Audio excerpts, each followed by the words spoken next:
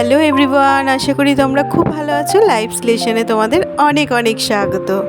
আজ শনিবার সারাটা দিন কি করছি না করছি সবটাই তোমাদের সাথে শেয়ার করতে থাকবো, তো পুরো ভিডিওটা দেখতে থাকো। সারা রাত ঘরবন্দি হওয়ার পর সকালবেলা উঠে মনে হয় কখন দরজা জানলাগুলো খুলে একটু বাইরের প্রকৃতিটা দেখবো, মনটা বেশ শান্ত হয়ে যায়। তাই রীতিমতো নিচের ঘরের দরজা জানলাগুলো খুলে দিলাম আর ওপরে এসে ওপরের ঘরের দরজা জানলাগুলো খুলে দিলাম। তারপরে যে কাজ হয়েছে, জামা কাপড়গুলো কেচে চলে আসলাম ছাদে, এবার মেলে দিই সব। আর আজকে জানো তো অনেক কাজ আছে, তাই রীতিমতো সকালবেলা কোমর বেঁধে একদম কাজ স্টার্ট করে দিচ্ছি। আর খালি চিন্তা হচ্ছে কত তাড়াতাড়ি কাজগুলো সকালের কমপ্লিট করব। কারণ হচ্ছে আজকে পুজোর আগে যে রান্নাঘরটাকে ডিপ ক্লিন করব, তো দেখা যাক করে উঠতে পারি কিনা কত তাড়াতাড়ি, সেটাই হচ্ছে ব্যাপার। আসলে কি হয় জানো তো, সংসারে তো কাজের শেষ নেই। সকাল দিয়ে যে কাজ শুরু হয় সেই রাতে গিয়ে শেষ হয়। তারপরে যদি এক্সট্রা কোনো কাজ থাকে তাহলে পরে চিন্তা হতেই থাকে কখন শুরু করব আর কখন শেষ করব। আর এদিকে দেখো ড্রাগনটা বেশ লালচে হয়ে গেছে, আর দুদিন পরেই বেশ পাড়া যাবে গাছ থেকে। তো এদিকেরটা হালকা হালকা একটু হয়েছে, খুব একটা লাল হয়নি। তো একসাথে দুটো পাড়া যাবে না, এই একটা একটা করেই পাড়তে হবে। আর এদিকে নিচে নেমে এসে লাল চা করে ফেললাম, করে সবাইকে দিলাম, আমিও একটু নিয়ে বসলাম, একটু এনার্জিটা সঞ্চয় করে নিই, তারপরে আবারও কাজে লেগে পড়বো। পুজো আসছে বলে আমাদের বাঙালিদের কত কি করতে হয়, কেনাকাটার তো শেষ নেই, সে তো আছে। তারপরে ঘর পরিষ্কার করো, মানে বেডরুম পরিষ্কার করা, রান্নাঘর পরিষ্কার করা, সব কিছু নিয়ে মানে একাকার হয়ে উঠছি। তো বেডরুমগুলো তো যাই হোক আগেই সব পরিষ্কার করা হয়ে গেছে, তবে ডাইনিংটা কিন্তু এখনও পরিষ্কার করা হয়নি। তো আজকে রান্নাঘরটা পরিষ্কার করে নিয়ে তারপরে ডাইনিংটা পরিষ্কার করতে হবে, তারপরে ফ্রিজের ভেতরটা পরিষ্কার করতে হবে, ফ্রিজটাও মুছতে হবে। অনেকও কাজ আছে, কবে যে শেষ করব, কিন্তু এই সপ্তাহের মধ্যেই এগুলোকে করে নিতে হবে। আর তো বলো এক সপ্তাহ বাকি আছে, তারপরেই পুজো, তাই এর মধ্যেই সব কিছু কমপ্লিট করে নিতে হবে। আসলে এই ঝাড়া মোছার কাজগুলো কিন্তু অ্যাকচুয়ালি ভাদ্র মাসে করতে হয়, মানে আশ্বিন মাসে পুজো আর ভাদ্র মাসেই সব কমপ্লিট করে নিতে হয়, কিন্তু সে আর হয় কোথায়, সে আর সংসারের এত কাজ আর তারপরে ছেলেকে পড়ানো এইসব নিয়ে মানে দিশেহারা হয়ে উঠছি। তাই জন্য সেই সময় আর হয়ে ওঠে না, ঠিক পুজোর গায়ে গায়ে তখন মনে জোর পাই যে এবার পুজো চলেই আসছে, প্রায় দোরগোড়ায় চলে এসছে পুজো, এবার তো এই কাজগুলো সেরে ফেলতেই হবে। তাই জন্য ঠিক পুজোর আগে আগেই হয়ে যায়, মানে ওই আশ্বিন মাসেই হয় অ্যাকচুয়ালি, আর ভাদ্র মাসে করে উঠতে পারি না। কিন্তু আমার বাপের বাড়িতে কিন্তু ভাদ্র মাসেই সব কিছু করে ফেলে। আসলে কী বলতো, মানুষ এখন এত ব্যস্ত, তো যার যখন সময় হয় সেই বুঝেই করাটা ঠিক। তো সকালে কিছু কাজ কমপ্লিট করে বোজোকে ঘুম থেকে ডেকে তুললাম। আজকে শনিবার যেহেতু, আজকে তো স্কুল নেই, তো ঘুম থেকে উঠেছে। এবার আমি ঘরের যে ডাস্টিংয়ের কাজগুলো থাকে সেগুলো এবার সেরে ফেলছি। তো চলো রান্নাঘরের কি অবস্থা একবার দেখে নিই। যেহেতু দুদিন পর মানে রান্নাঘর পরিষ্কার করব, এই কয়েকদিন ধরে মাথায় চিন্তা, সেহেতু রান্নাঘরের অবস্থা তো খুবই খারাপ হয়ে রয়েছে। আর ওপরটা দেখো রং করা নেই, মানে রান্নাঘর আর ডাইনিংটা আমাদের রং করা নেই, এইরকম অবস্থা হয়ে রয়েছে। সেই অনেক দিন হয়েছে পুট্টি করা রয়েছে, ঠিক কালচে ছোপ ছোপ পড়ে গেছে। আর যেহেতু কিচেন চিমনি নেই সেহেতু অবস্থা তো আরও খারাপ, মানে তেল পড়ে একদম খুবই মানে খারাপ অবস্থা হয়ে রয়েছে। তো যাই হোক, সকালবেলা ফেনা ভাত আলু সেদ্ধ এইসব করে দিচ্ছে। আজকে যেহেতু শনিবার সেহেতু ডিম সেদ্ধ দিতে পারিনি, ওই দিয়ে সবাই জলখাবারটা সেরে নিয়েছে। এবার দুপুরের রান্নাটা সেরে নিচ্ছি, পোস্ত বাটতে বসেছি। শনিবার যেহেতু পোস্ত পনির এগুলোই তো হবে মেনুতে, তো তাড়াতাড়ি করে রান্নাটা কমপ্লিট করে নিলাম। কারণ রান্নাঘর পরিষ্কার করবো, যেহেতু রান্না কমপ্লিট করাটা খুব ইম্পর্টেন্ট। আর এদিকে দেখো রান্না কমপ্লিট করে জোর কদমে নেমে পড়েছে একদম রান্নাঘর পরিষ্কার করতে। আর বলো না, দেখতে তো বেশ চকচক করে ওপর থেকে, কিন্তু এই যে ছোপ ছোপ মতন মানে পড়েছে, সেগুলোকে এখন স্কচ ব্রাইট দিয়ে একটু ডলা দিলে পরে উঠে যাচ্ছে, অসুবিধা কিছু নেই।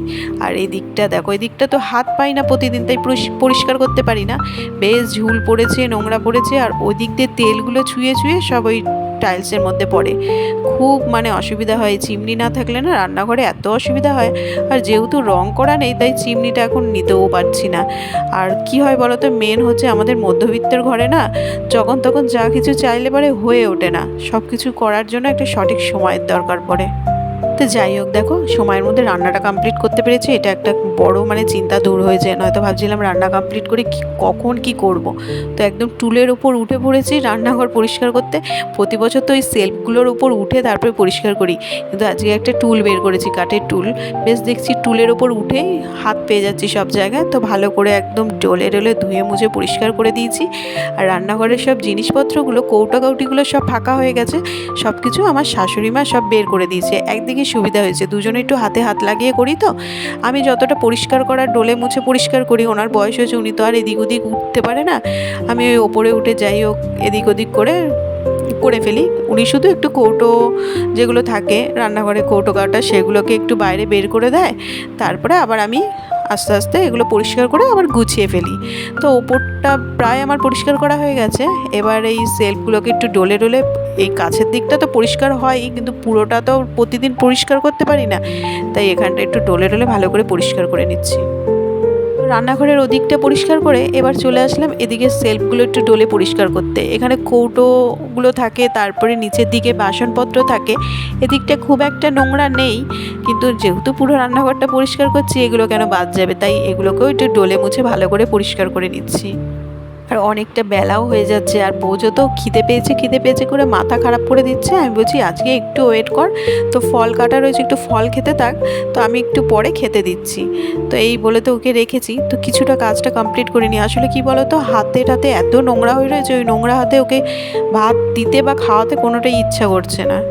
উপরের পোর্শনটা প্রায় পরিষ্কার করা হয়ে গেছে। তো এখন কৌটোগুলো মুছে সব একটুখানি সাজিয়ে গুছিয়ে রেখে দিই, কারণ সবই তো ওই ডাইনিংয়ের নিচটায় রাখা রয়েছে, অসুবিধা হচ্ছে। আর দেখো আমার রান্নাঘর একদম ক্লিন করা একদম হয়ে গেছে, মানে একদম ঝকঝক চকচক করছে। কিন্তু ওপরের পোর্শনটা আর দেখালাম না, ওইটা তো আর পরিষ্কার করতে পারবো না, তেল জমে একদম অবস্থা খারাপ হয়ে রয়েছে।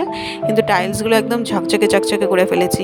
তো তার ফাঁকে আবার ডাইনিংয়ের ফ্যানটাও পরিষ্কার করেছি। চেয়ারের ওপর একটা টুল রেখে তার উপর দাঁড়িয়ে, কারণ অনেকটা উঁচু ডাইনিংয়ের ফ্যানটা। তো দেখো এইগুলো তো একটু ছেলেরা পরিষ্কার করলে সুবিধা হয়, কিন্তু কেউই আর করার নেই, তাই আমাকেই উঠতে হলো।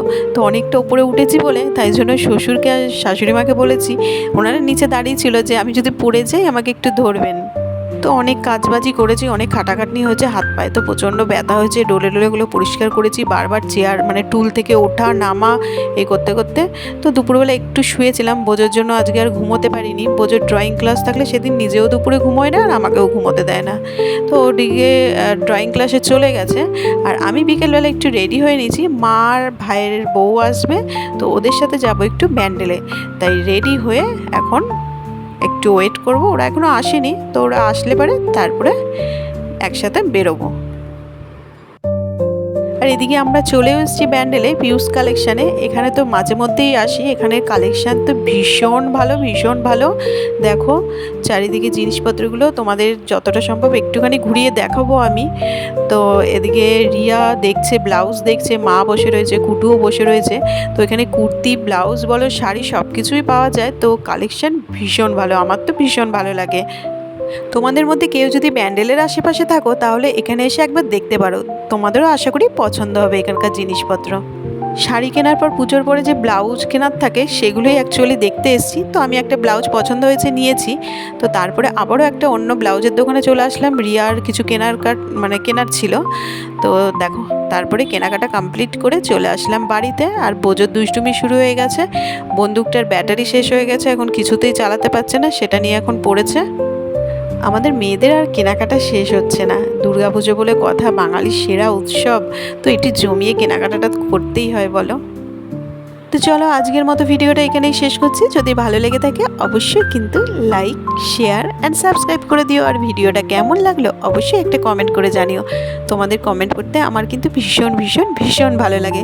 তো আবারও ফিরে আসছি নতুন কোনো ব্লগের সঙ্গে, ততক্ষণের জন্য টাটা, বাই বাই।